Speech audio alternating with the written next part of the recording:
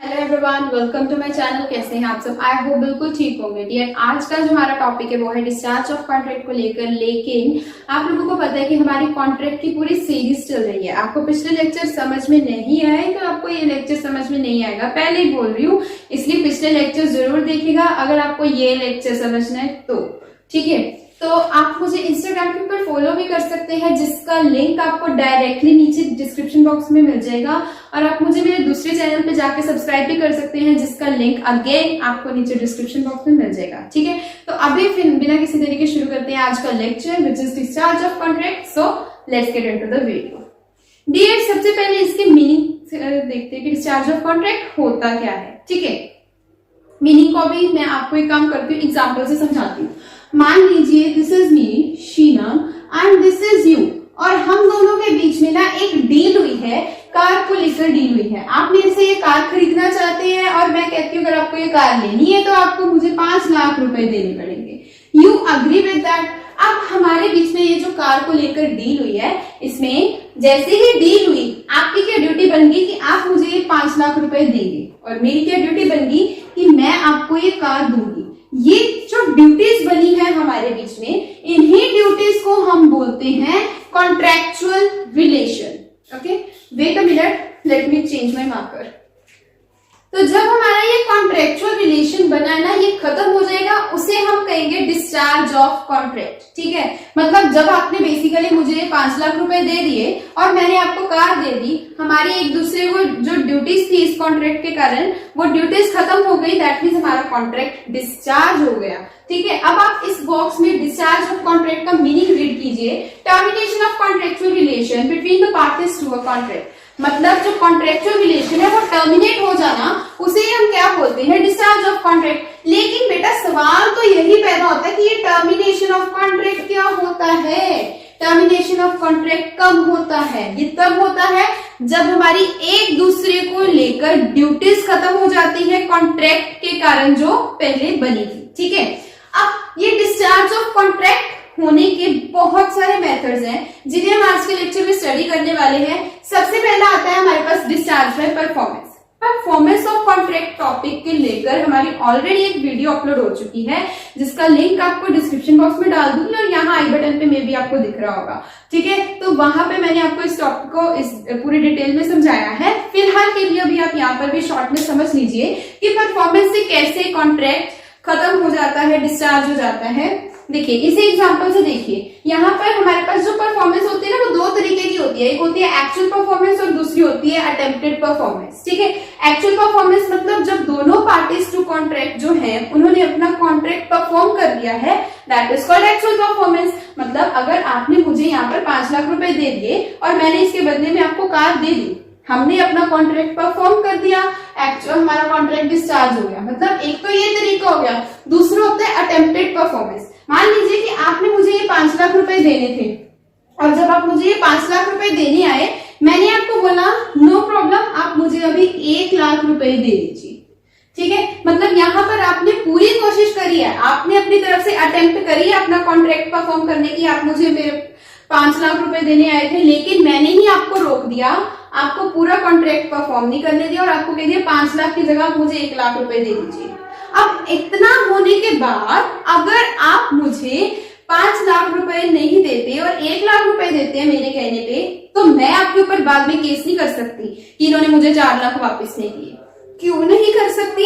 वो इसलिए नहीं कर सकती क्योंकि मैंने ही आपको पहले रोका था। मतलब आपने परफॉर्मेंस करने की अटेम्प्ट करी थी, आपकी उस अटेम्प्ट को कहा जाएगा अटेम्प्टेड परफॉर्मेंस। ठीक है, और जिस टाइम पे मैंने आपको ये 4 लाख रुपए बाकी के देने से रोका ना, उसी टाइम पर जो हम आपका और मेरा बीच में जो कॉन्ट्रैक्ट था ये डिस्चार्ज हो गया। ठीक है, मतलब उसके बाद मैं आपको मुझे 4 लाख रुपए नहीं लौटाने हैं और मैं आपके ऊपर ऐसे केस भी नहीं कर सकती कि आपने मुझे 4 लाख रुपए नहीं लौटाए।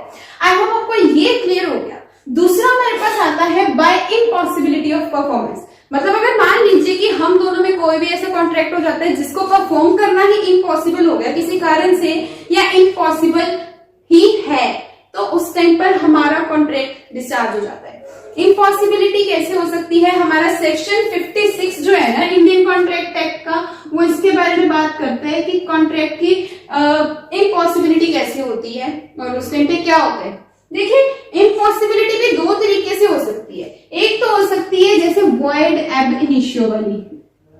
यहां पर क्या होता है, मान लीजिए आपके और मेरे बीच में कॉन्ट्रैक्ट हुआ, मैं आपको कहती हूँ आप मुझे 10 लाख रुपए अभी दो और मैं आपको ऊपर से ना चांद तोड़कर आपके हाथ में पकड़ाऊंगी। ये अगर हम दोनों के बीच में कॉन्ट्रैक्ट हो जाए तो हमें पता है कि ये तो स्टार्टिंग से ही वॉइड है, स्टार्टिंग से ही ये जो कॉन्ट्रैक्ट है वो इम्पॉसिबल है। तो यहाँ पर ये जो हम दोनों के बीच में कॉन्ट्रैक्ट बना है वो वॉइड एब इनिशियो, मतलब from the very beginning, from the very initial stage the contract is void. ठीक है, ऐसे ही अगर किसी के बीच में कॉन्ट्रैक्ट होता है कि वो किसी डेड पर्सन को जिंदा कर देगा, उसके बदले में आप मुझे इतने रुपए दो, वो भी कॉन्ट्रैक्ट वॉइड एब इनिशियो है, वो भी इम्पॉसिबिलिटी के कारण पहले से ही डिस्चार्ज हो चुका है। ठीक है, ये भी डिस्चार्ज कहने का मतलब यहाँ पर भी कॉन्ट्रैक्ट डिस्चार्ज हो जाता है। ठीक है, दूसरा वैसे भी ऐसा भी हो सकता है कि पहले तो कॉन्ट्रैक्ट वैलिड था लेकिन बाद में कॉन्ट्रैक्ट करना इम्पॉसिबल हो गया। जैसे मान लीजिए कि हमारे इंडिया के किसी बिजनेसमैन ने कॉन्ट्रैक्ट करा है चाइना के पर्सन से, और भगवान ना करे लेकिन मान लीजिए इंडिया और चाइना के बीच में कोई भी वॉर डिक्लेयर हो जाती है, तो क्या होता है, हमारा ये जो कॉन्ट्रैक्ट है वो इम्पॉसिबल हो जाएगा परफॉर्म करने के लिए। दैट मीन्स कॉन्ट्रैक्ट डिस्चार्ज हो जाएगा। ठीक है, तो इसके भी यही तरीके होते हैं। डिक्लेरेशन ऑफ वॉर के कारण भी हमारी जो परफॉर्मेंस है वो इम्पॉसिबल हो सकती है। सब्जेक्ट मैटर की डिस्ट्रक्शन से भी इम्पॉसिबल हो सकती है। मान लीजिए कि अगर इसकी एग्जांपल लीजिए कि अगर ए ने बी से कहा कि अगर तुम सी से मैरी करोगे, ए ने बी से कहा कि अगर तुम सी से मैरी करोगे तो मैं तुम्हें 10 लाख रुपए दूंगा। ठीक है, तो लेकिन बाद में क्या होता है, सी की डेथ हो जाती है बी की मैरिज करने से पहले ही, तो यहाँ पर कॉन्ट्रैक्ट पहले ही डिस्चार्ज हो गया क्योंकि हमारा जो सब्जेक्ट मैटर था जिसको लेकर कॉन्ट्रैक्ट किया गया था वो पहले से ही डिस्ट्रक्ट हो गया, जिसके कारण उसकी परफॉर्मेंस जो है वो इम्पॉसिबल हो गई। तो इसलिए हमारा जो कॉन्ट्रैक्ट है वो डिस्चार्ज हो गया, खत्म हो गया। उसको अब 10 लाख रुपए देने की कोई जरूरत नहीं है और बी को शादी करने की कोई जरूरत नहीं है क्योंकि सी की डेथ हो चुकी है। ठीक है, और एक हो सकता है अनफोर्सिंग चेंज इन लॉ। इसके कारण भी परफॉर्मेंस जो है कॉन्ट्रैक्ट की वो इम्पॉसिबल हो सकती है।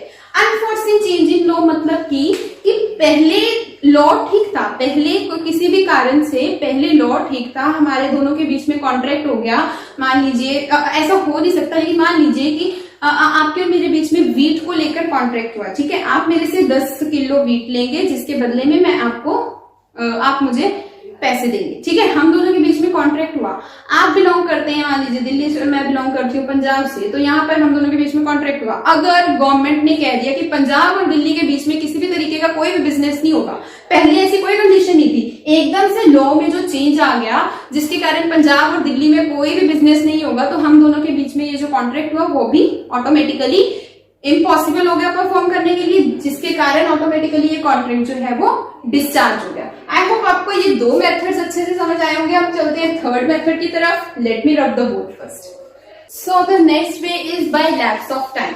लैप्स ऑफ टाइम मतलब जब टाइम खत्म हो जाए, एक कॉन्ट्रैक्ट को परफॉर्म करने का भी टाइम होता है। हमारा जो इंडियन लिमिटेशन एक्ट है ना, लिमिटेशन एक्ट हमें इतना टाइम लिमिट देता है। मान लीजिए आपने मेरे से 5 लाख रुपए उधार लिए, ठीक है, अब अगर आप मुझे पैसे नहीं देते हैं तो आपके ऊपर मैं 3 साल के अंदर ही केस कर सकती हूँ as per the limitation act. अगर मैंने 3 साल के अंदर आपके ऊपर केस कर दिया दैट मीन्स तब तो मुझे पैसे रिकवर हो सकते हैं। लेकिन अगर 3 साल के बाद मैं कोर्ट के पास जाती हूँ तो कोर्ट मुझे क्या कहेगा कि आपका जो टाइम था वो लैप्स हो चुका है और लैप्स ऑफ टाइम के कारण आप अब ये केस फाइल नहीं कर सकते। ठीक है, तो लैप्स ऑफ टाइम के कारण भी हमारे जो कॉन्ट्रैक्ट है वो डिस्चार्ज हो जाता है। अब आप मुझे पैसे अपनी मर्जी से देते हैं तब ठीक है, लेकिन मैं अब आपको फोर्सफुली नहीं ले सकती आपसे पैसे। ठीक है, तो बाय लैप्स ऑफ टाइम इस तरीके से हमारा कॉन्ट्रैक्ट डिस्चार्ज हो जाता है। फोर्थ मेथड आता है हमारे पास कॉन्ट्रैक्ट डिस्चार्ज करने का, that is breach of contract. Breach का मतलब कॉन्ट्रैक्ट ब्रेक कर देना, तोड़ देना। मतलब take my name Sheenam and this is you. Same example कि आपने मेरे से ये कार लेनी है और मैंने आपको कहा कि इसके बदले में आपको मुझे 5 लाख रुपए देने होंगे। आपने मुझे 5 लाख की जगह पहले 2 लाख रुपए दे दिए, ठीक है, लेकिन बाद में मैंने आपको कार देने से मना कर दिया, 2 लाख रुपए भी रख लिया और कार देने से मना भी कर दिया। अब मैंने यहाँ पे कॉन्ट्रैक्ट को परफॉर्म करने से मना कर दिया, मतलब मैंने कॉन्ट्रैक्ट जो हुआ था उसको ब्रीच किया है, ब्रेक किया है। अब आपको बाकी के 3 लाख जो रुपए रह गए ना, वो आपको देने की जरूरत नहीं है, क्योंकि कॉन्ट्रैक्ट यहाँ पर ही ब्रीच हो गया है, डिस्चार्ज हो गया है, जब भी मैंने कॉन्ट्रैक्ट को परफॉर्म करने से मना कर दिया। अब आप मेरे से या तो ये 2 लाख रुपए ले सकते हैं, और अगर मैं फिर भी नहीं देती then you can of course case file a case on me, ठीक है। तो ब्रीच ऑफ कॉन्ट्रैक्ट से भी जो हमारा कॉन्ट्रैक्ट है वो डिस्चार्ज हो जाता है। और ब्रीच जो होता है ना वो 2 तरीके का होता है, एक होता है एक्चुअल ब्रीच ऑफ कॉन्ट्रैक्ट और एक होता है anticipatory breach of contract. Actual breach of contract में क्या होता है, जब ऑन द स्पॉट एंड मौके पे हमने अपना कॉन्ट्रैक्ट परफॉर्म करने से मना कर दिया, उसे हम कहते हैं एक्चुअल ब्रीच ऑफ कॉन्ट्रैक्ट। और एंटीसिपेटरी ब्रीच ऑफ कॉन्ट्रैक्ट होता है जब हमने कॉन्ट्रैक्ट परफॉर्म करने के टाइम से कुछ टाइम पहले कॉन्ट्रैक्ट को परफॉर्म करने से मना कर दिया। मान लीजिए कि अगर मेरे बीच में और आपके बीच में कोई कॉन्ट्रैक्ट हुआ है जिसमें मैंने आपको कहा कि मैं आपको 10 रुपए किलो के हिसाब से वीट दूंगी, आपने कहा ठीक है, आप मेरे से 10 रुपए किलो के हिसाब से वीट मंगाते हैं, ठीक है, और आपने मुझे कहा कि आप मेरे से ये 10 रुपए किलो के हिसाब से वीट खरीदेंगे 4 महीने बाद। मैंने कहा ठीक है, लेकिन 4 महीने बाद मान लीजिए कि वीट का रेट 15 रुपए हो गया है, आप कहे कि अब मुझे तो 10 रुपए किलो दे, तो क्या मैं आपको दूंगी? तब तो मेरा घाटा है। मैं आपसे क्या कहूंगी, 4 महीने से पहले ही, अगर मैंने 4 महीने के बाद आपने जब मेरे से वीट मंगाई तब मना कर दिया कॉन्ट्रैक्ट परफॉर्म करने के लिए, तब तो हो जाएगा जी एक्चुअल ब्रीच। लेकिन अगर मैंने 3 महीने पहले, मतलब आपने 4 महीने बाद मंगानी है, लेकिन 1 महीना पहले ही मैंने आपको इन्फॉर्म कर दिया कि मैं ये कॉन्ट्रैक्ट आगे परफॉर्म नहीं करूंगी, तो वो हो जाएगा एंटीसिपेटरी ब्रीच ऑफ कॉन्ट्रैक्ट, ठीक है। वर्ड्स थोड़े से मुश्किल होते हैं, लेकिन वैसे मीनिंग समझो ना तो इजी होता है। तो एंटीसिपेटरी का मतलब है जस्ट टाइम से पहले इन्फॉर्म कर देना that you are going to breach the contract, okay. लेकिन पहले मना ना करना और टाइम पे मना करना, उसे हम कहेंगे एक्चुअल ब्रीच ऑफ कॉन्ट्रैक्ट। तो यहाँ पर भी दोनों केसेस में जो कॉन्ट्रैक्ट है वो डिस्चार्ज हो जाता है। अगर मैंने आपको मना कर दिया कि मैं अब आपको वीट नहीं दूंगी, तो आपको भी मुझे पैसे देने की कोई जरूरत नहीं है, क्योंकि कॉन्ट्रैक्ट ही डिस्चार्ज हो गया है, ठीक है। नेक्स्ट आता है bye operation of law. Operation of law से कैसे हमारा कॉन्ट्रैक्ट डिस्चार्ज होता है, इसमें मेरे पास 3 मेथड्स आते हैं। एक होता है इंसॉल्वेंसी, कोई बंदा इंसॉल्वेंट हो गया है, इंसॉल्वेंट हो जाना मतलब किसी का दिवालिया निकल जाना कहते हैं। तो अगर ऐसी कोई सिचुएशन आती है तो लॉ के अकॉर्डिंगली वो जो कॉन्ट्रैक्ट होता है उस पर्सन के साथ हमारा वो ऑटोमेटिकली डिस्चार्ज हो जाता है, ठीक है। दूसरा आता है मर्जर। मर्जर की एग्जांपल लेते हैं, मान लीजिए कि एक किराएदार है और एक लैंडलॉर्ड है, ठीक है। किराएदार उसे हर महीने पैसे देता है जहां पर भी वो जगह पे रहता है, ठीक है। अब जो किराएदार है वो 2 महीने बाद, 2 महीने 3 महीने के तो रेंट देता है, लेकिन चौथे महीने वो पूरी जगह को खरीद ही लेता है जो लैंडलॉर्ड से। अब वहां पर वो जो किराएदार है वो खुद ही उस जगह का मालिक बन गया है। जब वो खुद ही जगह का मालिक बन गया, उसे वो रेंट वाला जो उसका एग्रीमेंट हुआ था पहले लैंडलॉर्ड के साथ, उसे वो रेंट देने की जरूरत नहीं है। यहाँ पर भी लॉ के अकॉर्डिंगली कॉन्ट्रैक्ट जो है वो डिस्चार्ज हो गया, ठीक है। नेक्स्ट आता है हमारे पास मटीरियल ऑल्टरेशन। अगर एक पार्टी दूसरी पार्टी कि बिना परमिशन के कोई भी ऑल्टर कर देती है, एग्रीमेंट में कोई भी टर्म एंड कंडीशन ऑल्टर कर देती है, चेंज कर देती है, तो उससे क्या होता है, कॉन्ट्रैक्ट डिस्चार्ज हो जाता है। इसीलिए कहते हैं कॉन्ट्रैक्ट में जो भी आपको चेंजेस लाने हैं दूसरी पार्टी से डिस्कस करके लाने हैं, अपने आप ऐसे आप नहीं ला सकते, उसे बिना बताए करोगे तो कॉन्ट्रैक्ट डिस्चार्ज हो सकता है, ठीक है। अब हम चलते हैं अपने लास्ट मेथड के ऊपर जिससे कॉन्ट्रैक्ट डिस्चार्ज हो सकता है, जो कि अभी तक जितने भी पॉइंट्स पढ़े हैं उन सब में से सबसे लंबा है, which is by mutual agreement. एक बार इसे देखिए फिर आगे चलते हैं। तो देखिए नेक्स्ट वे है वो है बाय म्यूचुअल एग्रीमेंट। मतलब जब दोनों पार्टीज आपस में एग्री करके किसी भी तरीके से कॉन्ट्रैक्ट से डिस्चार्ज हो जाए तो उससे भी कॉन्ट्रैक्ट जो है वो डिस्चार्ज हो सकता है, ठीक है। तो म्यूचुअल एग्रीमेंट में हमारे पास 4 तरीके होते हैं जिससे हम कॉन्ट्रैक्ट को डिस्चार्ज कर सकते हैं। बेसिकली एक होता है नोवेशन, दूसरा होता है रिसेशन, तीसरा होता है हमारे पास ऑल्टरेशन और चौथा होता है रिमेशन। इन सब के बारे में बारी बारी से डिस्कस करते हैं। मान लीजिए कि एक हम दोनों के बीच में एग्रीमेंट हुआ था वीट को लेकर, ठीक है। वीट को लेकर एग्रीमेंट हुआ था, आप मेरे से 10 किलो वीट खरीदने वाले थे, ठीक है। लेकिन अब हमने कॉन्ट्रैक्ट चेंज कर दिया, आपने मुझे कहा कि नहीं ठीक है मुझे व्हीट नहीं लेनी, आप मेरे से राइस खरीदना चाहेंगे, तो यहाँ पर क्या हो गया कि हमने एक पहले वाले कॉन्ट्रैक्ट को टोटली रिप्लेस कर दिया है दूसरे वाले कॉन्ट्रैक्ट के साथ। व्हीट का रेट था लगा लीजिए 10 रुपए किलो, तो राइस का रेट है 15 रुपए किलो। हर चीज इसमें चेंज हो गई है, पूरा का पूरा कॉन्ट्रैक्ट ही हमने न्यू रख दिया है। तो यहाँ पर हमारा पुराने वाला व्हीट वाला कॉन्ट्रैक्ट ऑटोमेटिकली डिस्चार्ज हो गया जब हमने नोवेशन कर दी। नोवेशन का मतलब कोई भी न्यू कॉन्ट्रैक्ट को इंट्रोड्यूस करना, ठीक है। तो जब हमने नोवेशन करी, न्यू कॉन्ट्रैक्ट को इंट्रोड्यूस करा, तो ओल्ड वाला जो है वो डिस्चार्ज हो गया। एक तो ये मेथड हो गया, और दूसरा हमारे पास मेथड आता है रिसेशन। रिसेशन से कैसे हो सकता है? रिसेशन का मतलब होता है कि पुराने वाले कॉन्ट्रैक्ट को कैंसिल कर देना। बस जैसे आपके और मेरे बीच में व्हीट को लेकर कॉन्ट्रैक्ट हुआ था, आप मेरे से व्हीट खरीदने वाले थे, लेकिन बाद में आपने मुझे कह दिया कि आप मेरे से व्हीट नहीं खरीदना चाहते हैं। मैंने कहा इट्स ओके, हम दोनों म्यूचुअली एग्री कर गए, यहाँ पर हमारा जो कॉन्ट्रैक्ट है वो डिस्चार्ज हो गया, ठीक है। तो मतलब रिसेशन से भी हो सकता है।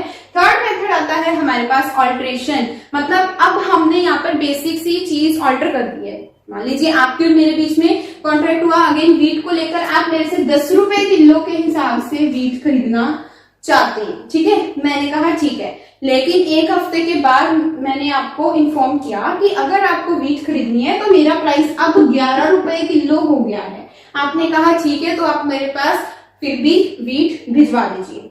अब यहाँ पर हमने थोड़ा बहुत ही टर्म्स एंड कंडीशंस में चेंज करा। पहले हमारे कॉन्ट्रैक्ट की कंडीशन थी 10 रुपए किलो के हिसाब से, अब हमने थोड़ी बहुत चेंज करी है कंडीशन, बाकी सब कुछ सेम है, सब कुछ कंडीशन सेम है, सिर्फ एक आधी चीज, एक दो चीजों को हमने चेंज करा है, तो उसे हम कहेंगे ऑल्ट्रेशन, ठीक है। ऑल्ट्रेशन से भी हमारा जो 10 रुपए किलो वाला कॉन्ट्रैक्ट बना था, यहाँ पर वो वाली आइटम जो है वो हमने कट करके 11 रुपीज वाली कर दी, तो पहले वाली चीज डिस्चार्ज हो गई है, ठीक है। ऑल्ट्रेशन से भी हो सकता है, ठीक है। नेक्स्ट आता है हमारे पास रेमिशन। रेमिशन होता है मतलब मना कर देना कॉन्ट्रैक्ट को पूरा लेने से। मतलब अगर आपने मेरे से 10 रुपए किलो के हिसाब से चीज खरीदनी है, आप उसके हिसाब से मुझे 1000 रुपीज देंगे। 10 रुपए किलो के हिसाब से मेरे से 10 किलो व्हीट खरीदेंगे, तो उसके हिसाब से आप मुझे 1000 रुपीज देंगे। लेकिन मैं आपको कहती हूँ 1000 की जगह ना आप मुझे 1000 की बेडशीट गिफ्ट कर दीजिए, या 1000 की मुझे ड्रेस ला दीजिए, और अब मेरे से ऐसी व्हीट ले लीजिए। तो उसमें क्या होगा कि अब यहाँ पर मैंने आपसे उसके बदले में कोई और चीज ले ली है, ठीक है। 1000 पैसे के लेने की बजाय मैंने आपसे कोई और चीज ले ली है, तो मतलब रेमिशन हो गया है, ठीक है। उससे भी हमारा जो पैसे वाली चीज थी ना वो डिस्चार्ज हो गई है, और अब आप उसके बदले में मुझे ड्रेस दे रहे हैं, लैंड दे रहे हैं, कुछ भी हो सकता है, ठीक है। ऐसे बड़े बड़े कॉन्ट्रैक्ट हो सकते हैं कि हम कह सकते हैं कि 5 लाख की गाड़ी की बजाय आप मेरे से 5 लाख ले लीजिए, और गाड़ी की बजाय आप मुझे 5 लाख की यहाँ पे थोड़ा छोटा सा प्लॉट खरीद दीजिए, तो वो हमारा रेमिशन हो गया, ठीक है। और इस सब को लेकर हमारे इंडियन कॉन्ट्रैक्ट एक्ट 1872 में 62 से लेके 67 तक सेक्शंस में पूरी डिटेल दी हुई है कि इन सब को लेकर क्या रूल्स होने वाले हैं। एक बार ना इन तीनों टर्म्स में नोवेशन, रिसेशन, ऑल्ट्रेशन, इन सब में ना डिफरेंस जरूर समझ लेना। नोवेशन का मतलब पूरा का पूरा कॉन्ट्रैक्ट ही बदल दिया गया है, और ऑल्ट्रेशन मतलब सिर्फ एक आधा पॉइंट ही बदला है, और रिसेशन का मतलब पिछला कॉन्ट्रैक्ट कैंसिल ही हो गया है। हमने नया कॉन्ट्रैक्ट भी नहीं बनाया, हमने ऑल्टर भी नहीं किया, बस कैंसिल हो गया, ठीक है। तो ये तीनों टर्म्स में ये डिफरेंस है। सेक्शन 62 से लेकर सेक्शन 67 में म्यूचुअल एग्रीमेंट के बारे में पूरा डिटेल में बात करी गई है, जिसके लिए मैं वीडियो वेरी सून इसके बाद ही अपलोड करने वाली हूँ। तो उसके लिए चैनल को सब्सक्राइब कर दीजिए, वीडियो पसंद आई है तो लाइक कर दीजिए, शेयर कर दीजिए, और हाँ प्लीज आप मुझे फॉलो जरूर कर लीजिएगा इंस्टाग्राम के ऊपर, मेरे दूसरे चैनल को भी सब्सक्राइब कर दीजिएगा, ठीक है। ये जो है टॉपिक मैं आपको नेक्स्ट में पढ़ाने वाली हूँ, बिकॉज वीडियो जो है वो बहुत लंबा चला जाएगा, और इतने लंबे वीडियोस आप लोग देखना पसंद नहीं करते हैं, ठीक है। तो विदाउट हम मिलते हैं अपनी नेक्स्ट वीडियो में, तब तक के लिए बाय बाय।